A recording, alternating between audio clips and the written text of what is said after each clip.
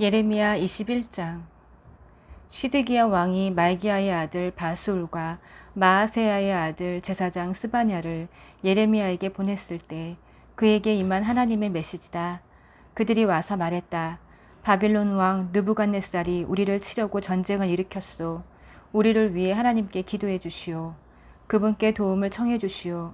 어쩌면 하나님께서 옛날처럼 기적을 일으켜서 그들을 물리쳐 주실지 모르니 말이오. 그러나 예레미야가 말했다. 시드기야 왕에게 이렇게 전하시오. 이스라엘의 하나님이 내게 이르는 메시지다. 너희 군대는 이제 없는 셈 쳐라. 병사들의 사기가 꺾이고 가진 무기들도 무용지물이 될 것이다. 나는 너희가 지금 힘겹게 대항해 싸우는 바빌론 왕과 갈대아 사람들을 친히 이 도성 안으로 이끌고 들어올 것이다. 내가 그들 편이 되어서 너희와 맞서 싸울 것이다. 불같은 진노로 전력을 다해 싸울 것이다. 이 도성에 사는 모든 사람과 짐승들을 무서운 전염병으로 싹 쓸어버릴 것이다.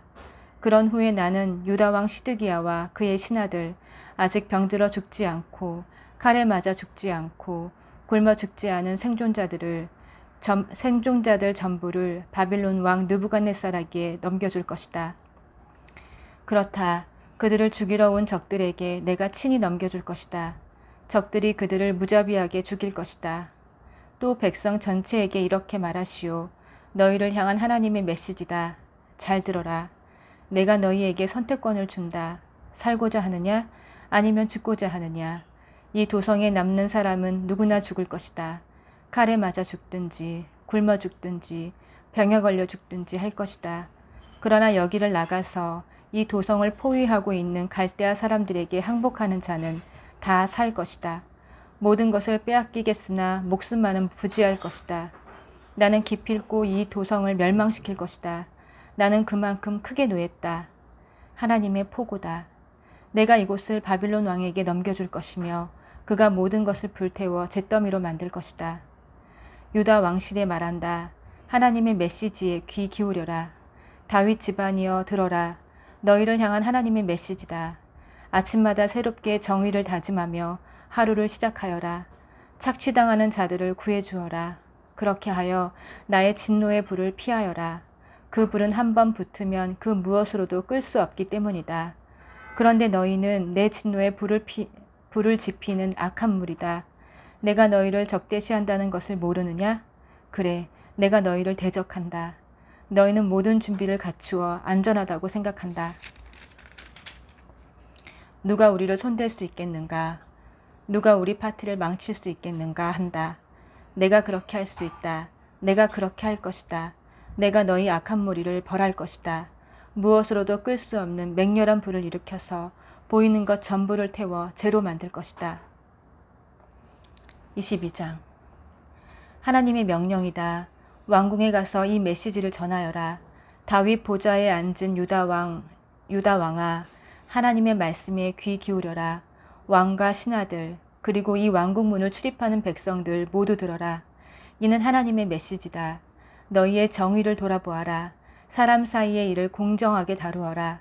착취당하는 자들을 구해주어라. 빈민과 고아와 과부들을 착취하지 마라. 살인 행위를 멈춰라.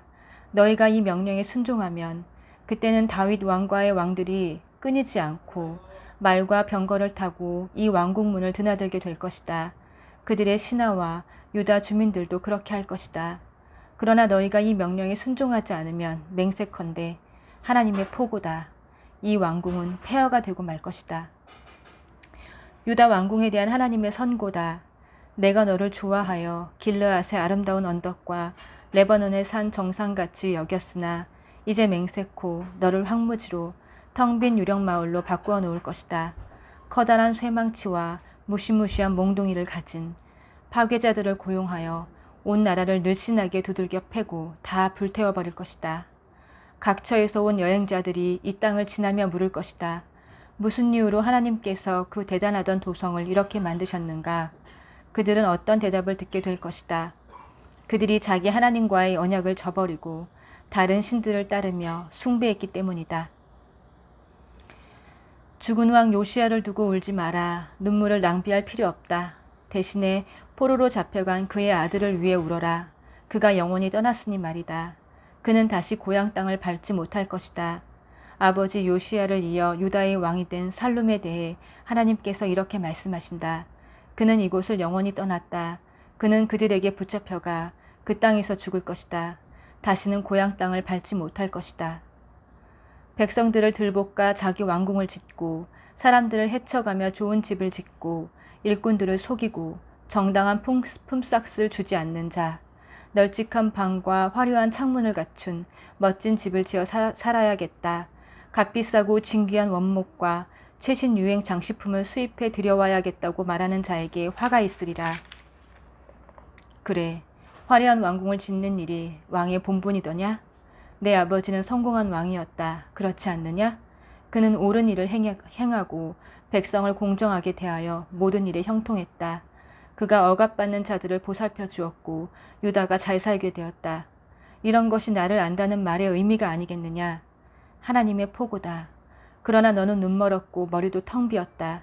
오로지 자기 생각밖에 할 줄 모르며 힘없는 자들을 이용하고 힘으로 눌러 약자들을 괴롭힌다.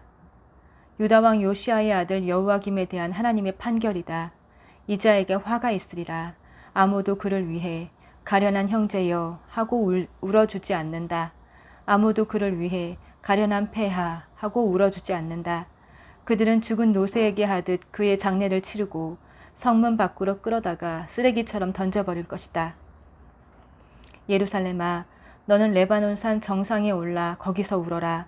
바산의 산에 올라 거기서 통곡하여라. 아바림 산등성에 올라 거기서 애곡하여라.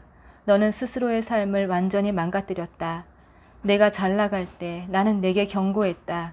그러나 너는 그런 이야기 관심 없습니다 하고 말했다. 너는 처음부터 그런 식이었다. 내 말을 한마디도 듣지 않았다. 내 지도자들이 전부 바람에 휩쓸려 가고 내 친구들도 다 포로로 잡혀갔으며 너도 내 악행으로 수치를 당하고 시궁창에 처박힐 것이다. 너는 큰 도성에 산다고 우쭐대고 으뜸 가는 산이나 되는 듯이 함부로 굴었다. 그러나 머지않아 고통 가운데 사지를 비틀게 되리라. 해산하는 여인의 진통보다 더 심한 고통을 겪게 되리라. 하나님의 포고다. 살아있는 나 하나님을 두고 맹세하는데 너 유다 왕 여호와김의 아들 여호와기나, 내가 내 오른손에 낀 옥새 반지라 해도 내가 너를 빼내어 너를 죽이려고 작정한 자들 곧 바빌론의 느부갓네살 왕과 갈대아 사람들에게 넘겨줄 것이다. 그 다음에는 너와 내 어머니를 고향 땅에서 멀리 떨어진 낯선 나라로 던져버릴 것이다. 너희 둘 다 거기서 죽을 것이다.